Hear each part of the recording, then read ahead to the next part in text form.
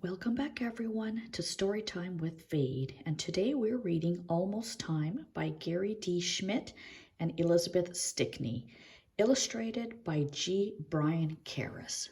Let's jump right in.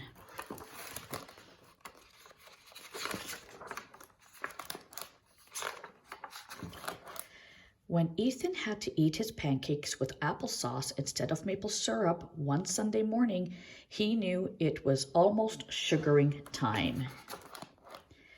"Is the sap running yet?" he asked. Dad shook his head. "Not until the days get warmer." That afternoon, Ethan took his sled to the big hill. It was a sunny day, so he left his hat and his scarf and his mittens at home. But the day wasn't warm.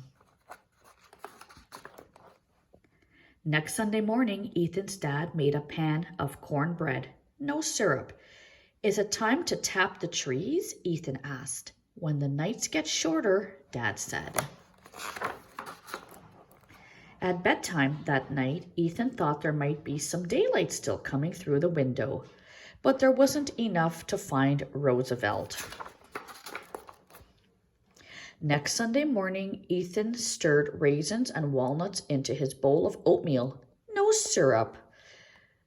When he bit down on a walnut, he discovered something. "My tooth is loose," he said. His father inspected. "I expect it will fall out before long." "How long?" asked Ethan. "About as long as it takes the sap to start running," Dad said.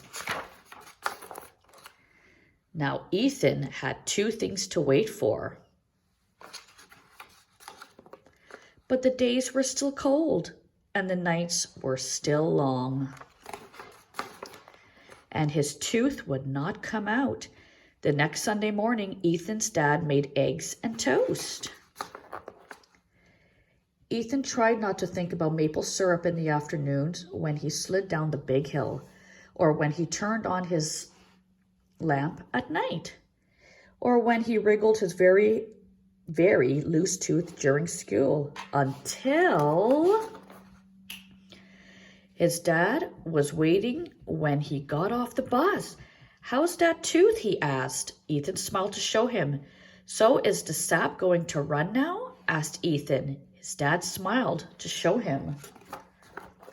Every afternoon that week and all Saturday, Ethan and Dad hauled buckets of sap from the trees and tended to the fire beneath the pans.